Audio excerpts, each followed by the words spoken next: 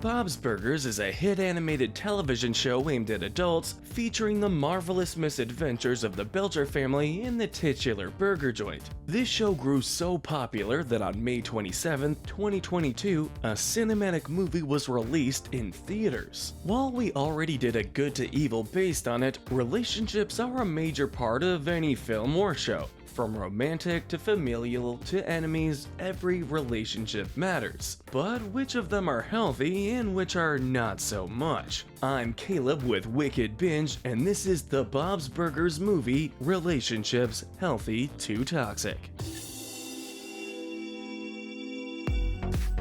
Now a couple of notes. Firstly, heavy spoilers for the film, including the identity of the main villain will be in this video, so steer clear if you don't wish to be spoiled. Secondly, we will be focusing mostly on the movie, although we will be dipping into the events and situations of the main series throughout the video to back up certain arguments. So, this is by no means a full list of every relationship in the show, but all the ones we see as important to speak on from the film. With that spiel out of the way, we can now start by talking about the best relationships on our list. These are the healthy. Starting off our list and earning our gold medal of health are Bob and Linda. Now, we've talked about Bob and Linda before, and we view them as one of the healthiest relationships in adult animation. The two of them are very happy together, and bounce off each other quite well, with Linda being a massive optimist who keeps Bob upbeat as often as possible. Yes, they have some issues, like many married couples, but the problems they have usually come from the general parenting issues. They never really fight, especially not physically, and when they do argue, it never really gets to the point of a shouting match. They are unmatched in this show when it comes to healthy relationships, hence their ranking. Taking our silver medal of healthiness is Bob and Luis. This is one of the central relationships in both the film and the general show.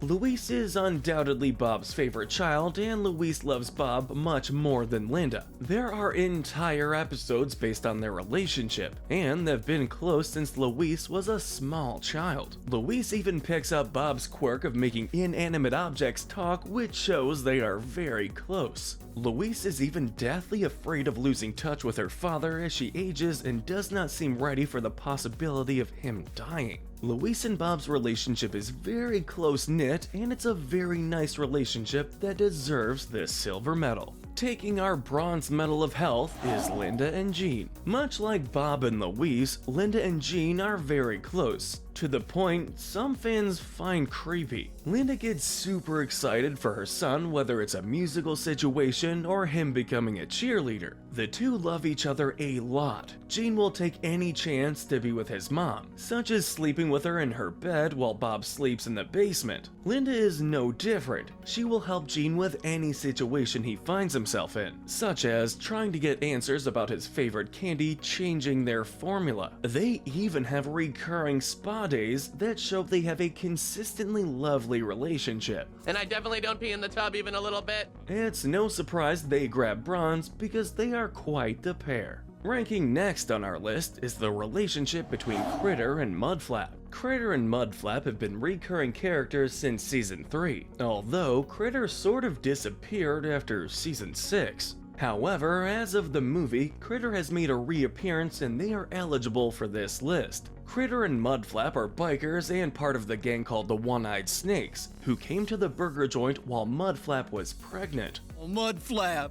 give me that cord. The two were lovers and cared quite heavily for each other, even having a child together. This leads to them becoming permanent lovers and consistent friends with the Belchers. They suffer from not appearing often enough to rank anywhere else on our list, hence their placement. Rounding out the good section of our list are Teddy and the Belchers. Teddy is a recurring character who consistently appears throughout the show, usually in the restaurant. Teddy gets a burger at Bob's Burgers almost every day, and considers himself Bob's best friend, being devoted to him and the shop. When I come back tomorrow, there better be a friggin' burger on that board! It gets to the point that he would be willing to step in and watch over Linda and the kids if Bob were to die. He desperately wants a family of his own, and treats the Belchers if they were said family. The Belchers others like him too, and on more than one occasion, Bob and Linda have him watch the kids or the house if necessary. In the movie, Teddy creates the Bob's Burgers cart and helps them lug it around to sell burgers and make money. He is even responsible for opening the clamshell car so that the Belchers can escape and deal with Grover. Teddy and the Belchers are great friends, and it's no surprise they land here, even with the few moments of weirdness they share. But now that we've dealt with the good relationships, we head down to the gray area. Starting off the gray area of the list is the relationship between Bob and Jean.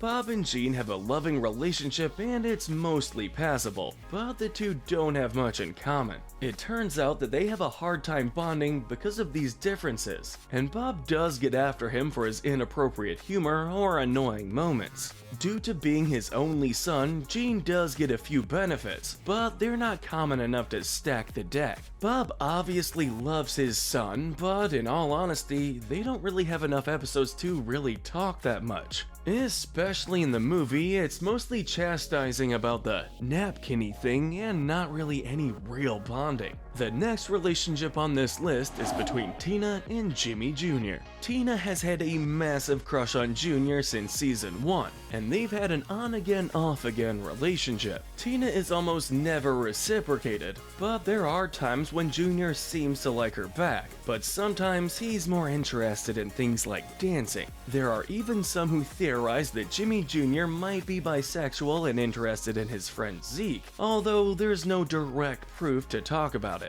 Tina has even logged 125 fantasy days with him, and she views that as super serious. Tina's plot in the film revolves around her trying to become a summer boyfriend-girlfriend and her fears about what may happen because of it. Tina even ends up kissing him at the end of the movie, and it's implied that they actually do become boyfriend and girlfriend, and this relationship could definitely shift because of that. Another Tina-centric relationship, the relationship of Bob, Linda, and Tina, ranks next on our list. The reason we're ranking them all together is that neither Bob nor Linda have a relationship with Tina on the level as their relationship with the other children. Bob and Tina share some personality traits, and they tend to open up to each other, such as when Bob takes her driving. Oh my god, it's bad. I ruined the car. You did.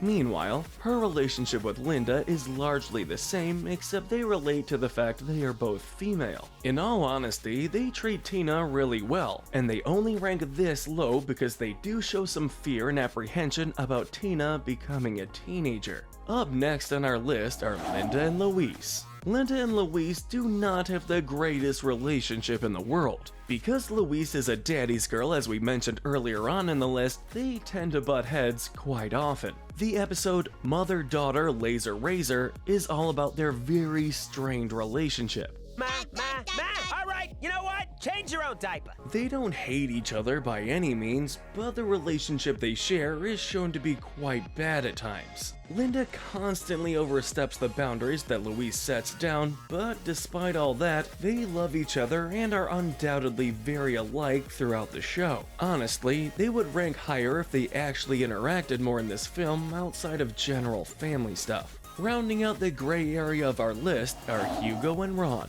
Hugo and Ron are on the bubble between gray and toxic because it's a really one-sided situation. Hugo and Ron are partners in the game of health inspection, and Ron is new to the job. The burger joint's natural enemy. Hugo tends to get sort of abusive towards Ron. He constantly belittles and then subsequently neglects Ron, which shows that Hugo is so focused on Linda that he can't focus on Ron. Ron, meanwhile, is always there at Hugo's side no matter what, and he obviously cares about Hugo far more than Hugo cares about Ron. But it's not all abuse, and that's the main reason we can't rank it lower, because Ron's severe care surpasses Hugo's neglect. But now we're at the bottom of the barrel. These are the toxic relationships. Starting off the toxic section is a relationship from long ago, Linda and Hugo. Linda and Hugo were fiancés prior to the show's story, and their relationship has been talked about since the very first episode. We don't know too much about their time together, just that Linda broke up with him over a message on his answering machine, which is bad.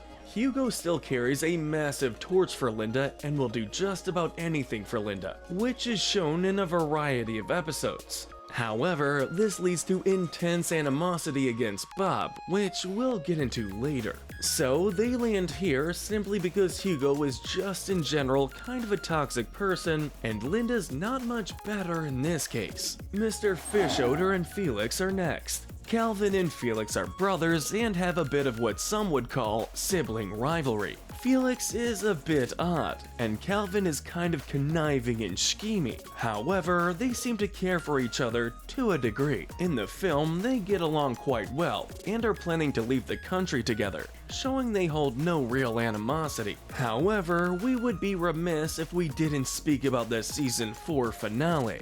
Felix legitimately tries to kill Calvin, like fully killing him via drowning under the wharf because Felix wants to tear down the wharf and make condos. However, after successfully escaping, Calvin decides to spare Felix by blaming Felix's girlfriend Fanny and sending her to prison because he knows Felix won't do well there. We can't send him to jail. He'd hate it there. This shows that despite the murder attempt, Calvin still truly cares for his brother, hence why they land at the top of this section. Bogarting the bronze medal of toxicity are Mr. Fischoeder and the Belchers. Calvin is the Belchers' landlord, and he takes his position very seriously, as he appears quite often for his rent. This comes to the point where he will do really weird things to procure his money from them, although there are just as many episodes where he has the Belchers work for him to avoid rent. I'm just here as a friend who needs to borrow your family for Thanksgiving. This can range from pretending to be his family to participating in a town-wide water balloon fight. This is the main reason they don't rank lower. Calvin is willing to let the Belchers avoid rent on multiple occasions as long as he gets something out of it, especially since he's already rich. But stealing the silver medal of toxicity is Bob and Hugo. Due to the aforementioned torch that he carries for Linda, Hugo absolutely hates Bob. In fact, he sees Bob as his personal rival. This gets to the point that not only does Hugo try to stop Bob from getting a perfect Valentine's gift for Linda, but Hugo intentionally and repeatedly tries to get Bob's burgers shut down, ranging from straight up lying to intentionally finding insignificant things to write him up for. Hugo absolutely hates Bob, but Bob doesn't really hate Hugo all that much, more finds him annoying than anything else, which is why they can't take gold. Speaking of, grabbing our gold medal of toxicity is Mr. Fischoeder, Felix, and Grover. It may be surprising that a family ranks this low, but it's for good reason. Grover is the cousin and lawyer of Calvin and Felix who first appeared in season 9. Well, he makes a massive appearance in the film where he is the main antagonist. He tries to frame Calvin for a crime he committed, and then when he fails, he tries to murder him. Much like Felix, he does try to kill Calvin, but unlike Felix, it doesn't seem like Calvin forgives him. He also tries to kill Felix, and Felix doesn't seem like the type to forgive either. So it's no surprise that we have them ranking here, because the entire point of their relationship is abuse and murder attempts, and Grover's been planning it for quite a while. But let us know in the comment section if you agree with our ranking, and tell us what we should cover next. Remember to hit that notification bell and binge more of our videos. But most importantly, stay wicked.